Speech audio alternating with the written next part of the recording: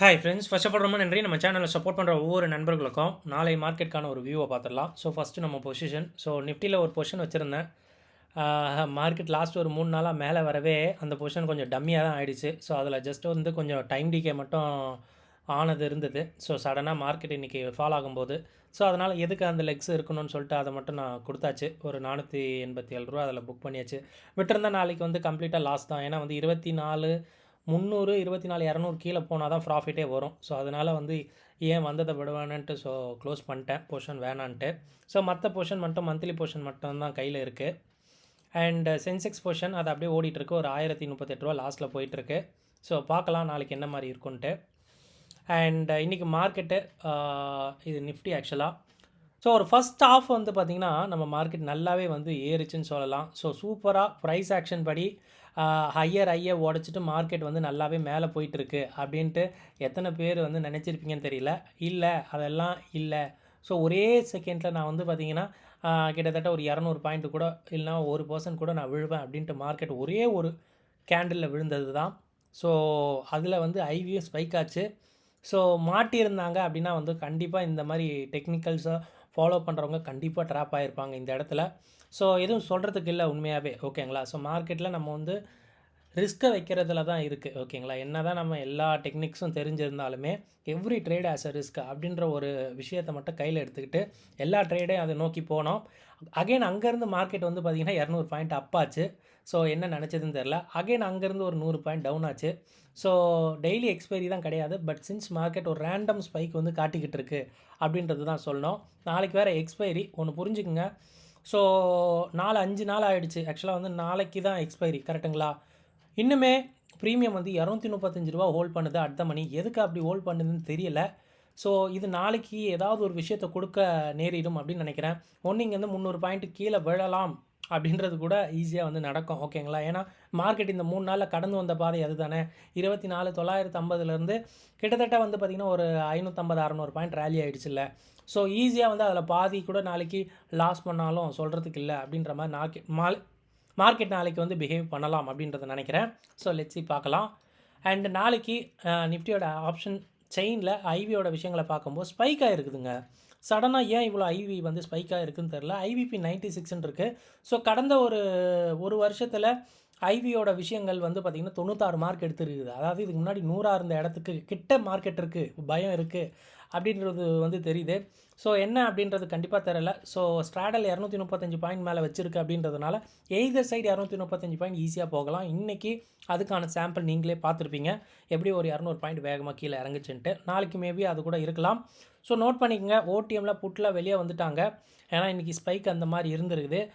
I think வந்து பார்த்திங்கன்னா இந்த 40 ஆப்ஷன்லாம் எனக்கு தெரிஞ்சு 150 ரூபாய்க்கு மேலே போச்சு. ஸோ ஒரு நல்ல ஒரு ஸ்பைக் இருந்தது. ஓகேங்களா? ஸோ அன்வைண்டிங் தெரியுது. புட்டில் கொஞ்சம் உஷாராக இருக்க வேண்டிய டைம் அப்படின்றது மட்டும் சொல்லிக்கலாம். அண்ட் கால்லேயும் அன்வைண்டிங் இருக்குது. ஸோ இது வந்து வாலட்டைலாக இருக்கும் அப்படின்றது வந்து மார்க்கெட் வந்து சொல்லுது, வேறு எதுவும் கிடையாது. அண்ட் இன்றைக்கி நிஃப்டி என்ன தான் ஃப்ளாட்டாக முடிஞ்சாலும் பேங்க் நிஃப்டி மட்டும் 1% மேலே முடிஞ்சிருந்தது. எத்தனை பேர் கவனிச்சிங்கன்னு தெரியல. அது நேற்றே இண்டெக்ஸ் ஃபியூச்சரில் உங்களுக்கு தெரிஞ்சிருக்கும். So Nifty bank Nifty features கிட்டத்தட்ட 1826 கோடிக்கு வாங்கியிருக்காங்க அப்படின்னாலே மார்க்கெட் இறங்காதுங்க. இது வந்து கண்டிப்பாக இவங்க வந்து ஃப்ரைடேக்கான கேமுக்காக வச்சுருக்கலாம். ஃப்ரைடே வந்து ஆர்பிஐ மீட் இருக்குது அப்படின்றதுனால ஏதாவது ஒரு கேம் வந்து இருக்கும்ல. ஸோ அதுக்காக மேபி கூட இருக்கலாம் அப்படின்றத நினைக்கிறேன். ஸோ இன்றைக்கி பேங்க் நிஃப்டி 1% ஏறி இருக்குது. அது நேற்று நைட்டே வந்து நமக்கு வந்து பார்த்திங்கன்னா ஒரு வியூ மாதிரி கிடச்சிருக்கும். நிஃப்டி கூட இன்றைக்கி இறங்கியிருக்காது. மேபி வந்து பார்த்திங்கன்னா ரிலையன்ஸ்லாம் கொஞ்சம் செல்லிங்கில் இருந்தது அப்படின்ற மாதிரி பார்த்தேன். ஸோ பார்க்கலாம். ஓகேங்களா? இன்றைக்கி ஈவினிங் எஃப்ஐ டேட்டா வரும்போது தான் ஒரு ஐடியா கிடைக்கும் நாளைக்கு எப்படி இருக்கும் ட்ரேட் அப்படின்னு சொல்லிட்டு. எஸ் நண்பா, நம்ம போகிற வீடியோ கண்டிப்பாக உங்களுக்கு ரொம்ப ஹெல்ப்ஃபுல்லாக இருக்கும்னு நினைக்கிறேன். அப்படி ஹெல்ப்ஃபுல்லாக இருந்தால் வீடியோவை லைக் பண்ணிட்டு மட்டும் பாருங்கள். அண்ட் பேங்க் ஸ்டாக்ஸ் ஏன் ஏறிச்சு அப்படின்னு பார்த்தீங்கன்னா, இந்த ஹெச்டிஎஃப்சி பேங்க் இன்றைக்குமே ஒரு 1.25-2% அளவு ஏறி இருந்தது. ஆக்சுவலாக வந்து இது நார்மல் கிடையாது. ஓகேங்களா? ஸோ ஹெச்டிஎஃப்சி பேங்க்கில் 2% ஏறுது அப்படின்னா அந்த பக்கம் கிட்டத்தட்ட ஒரு 30 ஸ்டாக்கை வந்து நிஃப்டியில் இறக்குனாலும் இது வந்து மேனேஜ் பண்ணும். அந்த அளவுக்கு இந்த 2% வெயிட்டேஜ் இருக்குது. ஓகேங்களா? ஸோ அதை தான் நான் பார்க்குறேன். ஸோ என்ன தான் ஒரு பக்கம் மார்க்கெட் வந்து இறக்க பார்த்தாலும் ஒரு சைடு ரொம்ப வந்து சாலிடாக மார்க்கெட் ஏற பார்த்தது. பேங்க் ஸ்டாக்ஸுக்கு வந்து நேற்று இண்டெக்ஸ் ஃபியூச்சரில் நிறைய ஒரு விஷயங்கள் இருக்குது.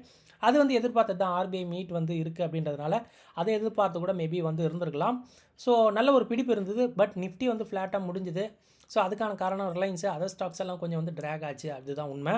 பட் பேங்கிங் ஸ்டாக்ஸ் ஓரளவு வந்து பார்த்திங்கன்னா இன்றைக்கி கொஞ்சம் கை கொடுத்தது அப்படின்னு சொல்லலாம். ஈவன் வந்து காலையில் மார்க்கெட் ஏறுறதுக்கான காரணம் சின்ஸ் வந்து ஐடி ஸ்டாக்ஸ் எல்லாம் டிசிஎஸ்லாம் எதுக்கு தான் அவ்வளோ பர்ஃபார்ம் பண்ணுச்சுன்னு தெரியல. எப்போவுமே அவன் கம்முன்னு இருப்பான்.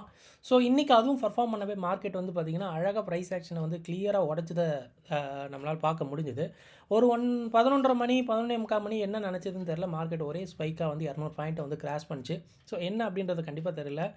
Next India VIX. ஸோ ஒரு 0.5% வந்து இதுவரை இறங்கியிருக்குது. ஸோ கவனம் தேவை. ஏன்னா ஸ்ட்ராடல்ஸ்லாம் வேண்டாம் அப்படின்றது. ஏன்னா கிட்டத்தட்ட வந்து பார்த்திங்கன்னா 235 பாயிண்ட் வந்து ஸ்ட்ராடல் ப்ரீமியமாக இருந்துக்கிட்டு வருது. ஸோ இது எய்தர் சைடு 235 பாயிண்ட் தான் ஒரு கேரி ஃபார்வர்டாக இருக்கும் நாளை எக்ஸ்பைரிக்கு. பட் நாளைக்கு நல்ல ஒரு பெட்டு மார்க்கெட் இஃப் இன்கேஸ் இந்த 235 பாயிண்ட்டுக்குள்ளே முடிஞ்சுது அப்படின்னா சூப்பரான ஒரு ப்ராஃபிட் ஸ்ட்ராடல்ஸ் பிளேயர் எடுப்பாங்க. இல்லை அதை விட்டு வேகமாக மார்க்கெட் போச்சு அப்படின்னா கொஞ்சம் வந்து கஷ்டம். பட் நமக்கு தெரியாது எந்த ஸ்ட்ரைக்கில் வந்து எக்ஸ்பைரி ஆகும் அப்படின்ட்டு. அதுதான் வந்து ஸ்ட்ராடலோடைய ஒரு மெயின் ட்ராபேக் அப்படின்றது சொல்லுவேன். லெட்ஸி பார்க்கலாம். 235ன்றது நல்ல ஒரு வேல்யூ தான் ஒன் நைட்டுக்கு பார்க்கலாம். ஏன்னா வந்து ஒன் நைட் நம்ம கிராஸ் பண்ணோம் அப்படின்னா அதோடைய டிகே வந்து நாளைக்கு ரொம்ப சூப்பராக இருக்கும் அப்படின்னு தான் சொல்லலாம்.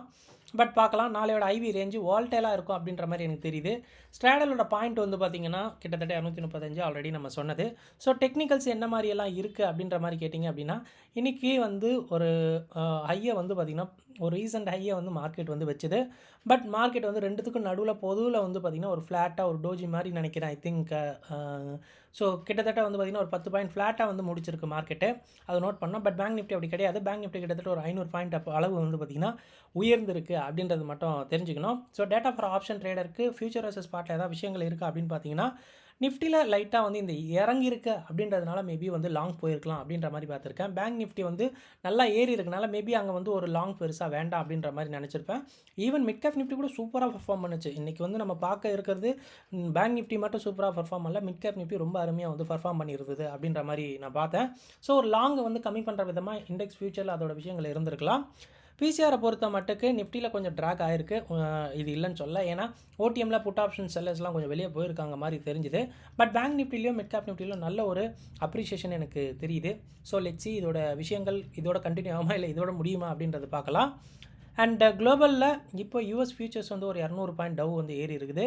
ஸோ இது வந்து இன்றைக்கி ஈவினிங் வந்து பார்த்திங்கன்னா யூஎஸில் பிஎம்ஐ டேட்டா வந்து வர இருக்குது. ஸோ அதை வந்து முன்னிறுத்தி மேபி மார்க்கெட் வந்து ஏறி இருக்கலாம். நாளைக்கு வேறு யூஎஸோடைய ஃபெட் சேர்மன் வந்து பேச போகிறாருன்னு நினைக்கிறேன். அங்கே ஏதாவது பாயிண்ட்ஸ் கொடுக்கறதுக்கு கண்டிப்பாக இந்த ஒரு டேட்டாஸ்லாம் வந்து ஒரு ஹெல்ப்ஃபுல்லாக இருக்கும். அதனால் மார்க்கெட் வந்து பார்த்திங்கன்னா ஒரு சேரிங்கில் ஏறி இருக்கா அப்படின்றது தெரியல. பார்க்கலாம். அந்த டேட்டா வந்ததுக்கப்புறம் மார்க்கெட் கண்டிப்பாக ரியாக்ட் ஆகும். ஸோ இவ்வளோ விஷயம் பார்த்து என்னோடய கணிப்பு நிஃப்டிக்கு நாளைக்கு 24,600 இனிஷியல் லெவலில் ஒரு ஹர்டிலாக இருக்கும். டவுன் சைடில் 24,200 வந்து பார்த்திங்கன்னா ஒரு சப்போர்ட்டாக இருக்கும் நினைக்கிறேன். பட் லெட்ஸி பார்க்கலாம் மார்க்கெட் என்ன மாதிரி நாளைக்கு ட்ரெண்டாக இருக்கும்னு தெரியல. பட் வந்து கொஞ்சம் உஷாராக இருக்கணும். ஏன்னா ப்ரீமியம் இருக்குது அப்படின்னா அதுக்கேற்ற மாதிரி ஒரு வால்டல் மார்க்கெட்டில் இருக்கும் அப்படின்றது எதிர்பார்க்கப்படுது. ஸோ இவ்வளோ தான் நண்பா. ஸோ இந்த விஷயங்கள் கண்டிப்பாக உங்களுடைய நாளைய ட்ரேடிங் ஹெல்ப்ஃபுல்லாக இருக்கும்னு நினைக்கிறேன். இந்த வீடியோ பார்த்ததுக்கு ரொம்ப நன்றி. தேங்க்யூ. ஜெய்ஹிந்த்.